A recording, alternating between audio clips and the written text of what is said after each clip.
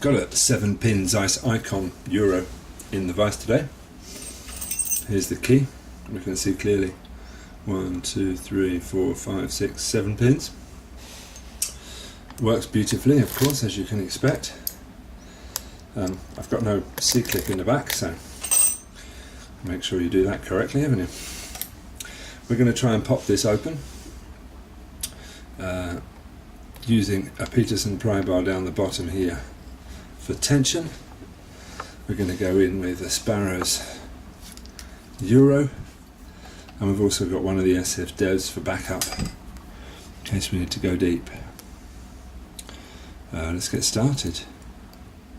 Number 1 straight away gave us a little tiny movement on the core. Nothing on 2, nothing on 3, nothing on 4. Or is it? I think that's number 4. And I think it gave us a click.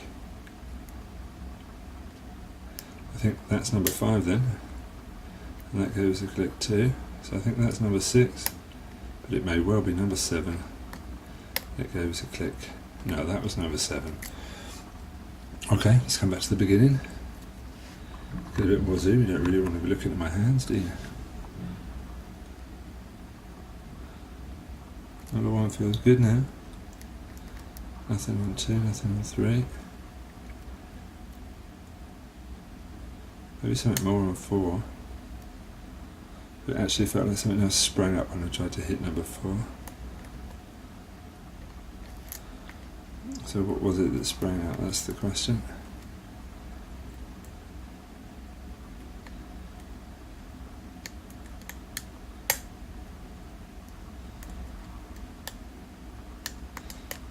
Not really sure. I'm going to try and scrape it a bit deeper with my SS dev. It sounded like everything sprang back up when I hit number 1, so I'm going to need my Euro back, I think.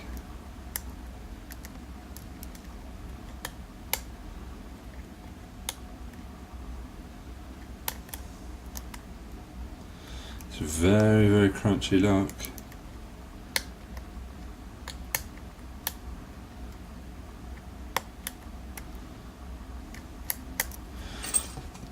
I think we're dealing with some pretty tight tolerances. You can really feel that the smallest movement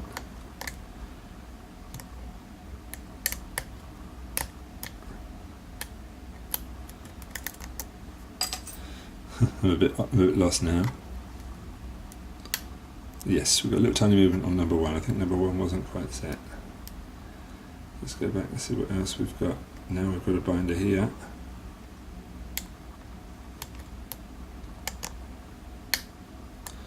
Nice click. I think that was like number 5 or number 6 or something. Number 7 maybe. Can I get on it?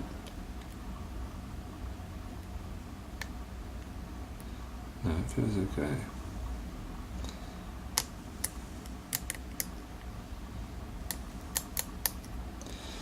Let's come back to the front about number 1, it feels okay. Nothing on 2, nothing on 3. Can't feel number 4.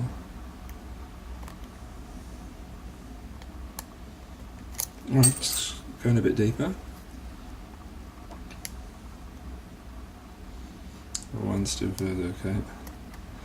Nothing on 2 or 3 still. A little tiny click and movement on the core on number 4. So I'm going to go back to my Euro. Check everything is still in place. Looks like number 1 is maybe sprung up. Put that back. 2, 3, 4, 5, 6.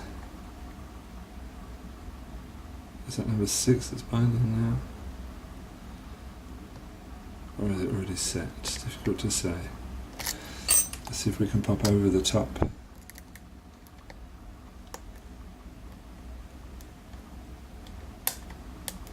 I think we're going to click at the back. It would have been 6 or 7.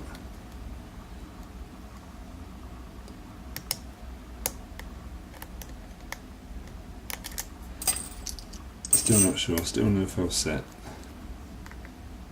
I think I accidentally lit something up there. This is not going according to plan. I'm going to let off a little bit of tension. Number 1 came back up, maybe it was overset.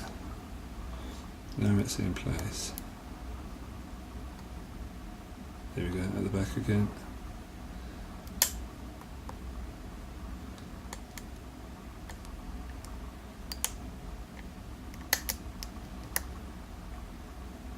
This is tricky, isn't it? 1, 2, 3, 4.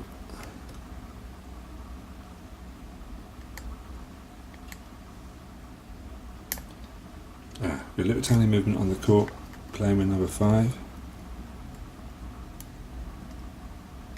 But we can't really say we've got a false set yet.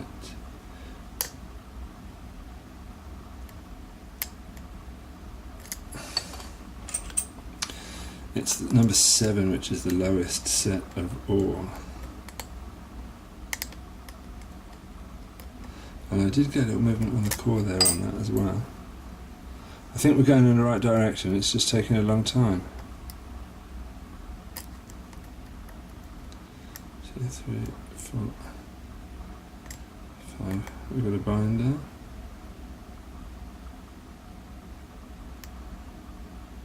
No. It's set. I think that one's set as well. Everything feels set.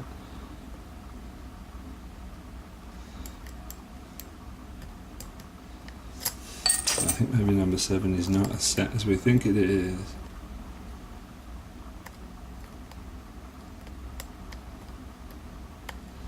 Fumbling around trying to find it. This is not as easy as it looks. There we go. Now we've got our false set, but we're 7 minutes in. Let's see if we can get those spools.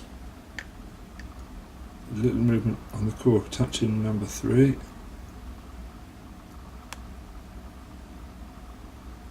That was actually number 2, I think.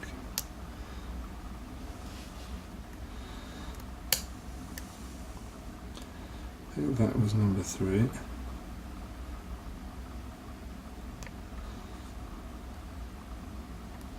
I don't think we can get deep enough using that pick. Let's go back to our deeper pick. Right, number 2, do you want to play? No, it's just let off a bit of tension. I think that's number 4.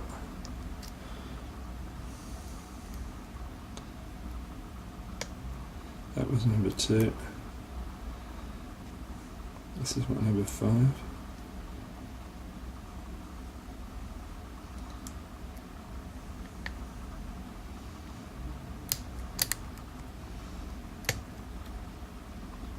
Doesn't want to set. We're losing tension. This is bad news. Number 2 doesn't want to set either. I think maybe we can do number 2 with the euro.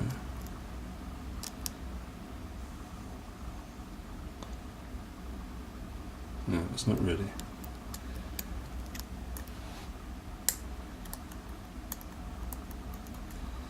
Well, it's the only one giving us any feedback, so we're going to have to go for it.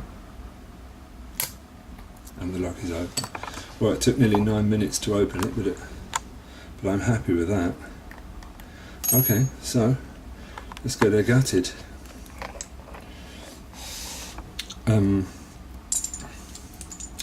As I said, this had no C-clip on the back. This is a tricky lock to take apart. I had to cut it, of course. And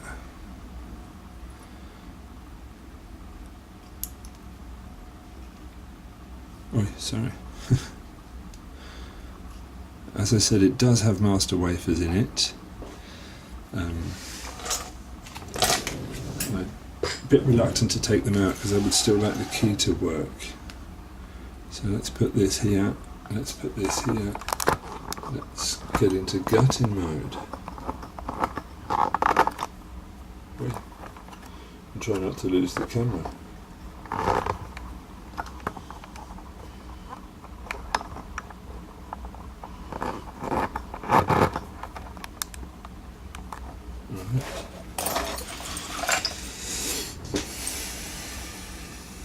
Key pins.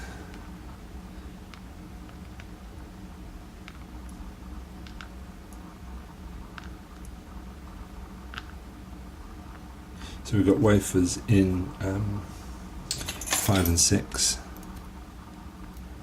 4, 5 and 6 I think. No, maybe just 5 and 6. Maybe that depends how I picked it this time.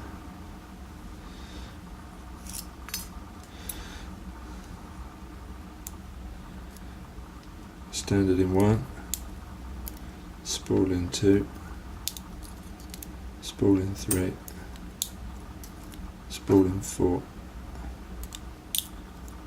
spool and a wafer in 5, yeah, right, gotcha.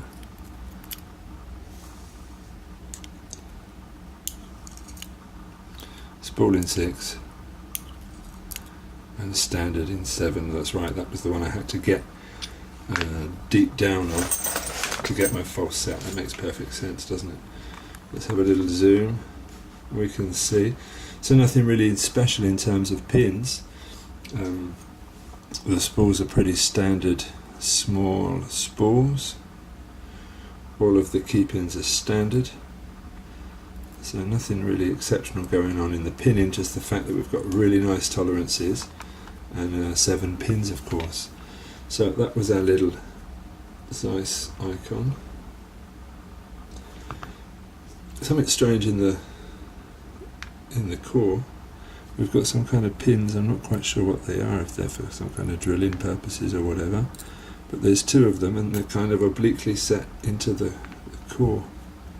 Both of them have dropped out now, of course. But they kind of live in here. I'm not quite sure what that's about. Maybe someone can enlighten me. Can't even get it in there now. There we go. So alright guys, that was our Zeiss Ikon. Thank you very much for watching. Long video again, I apologise. But it was 7 pins and I didn't quite pick it as well as I liked. Thanks for watching. Speak soon.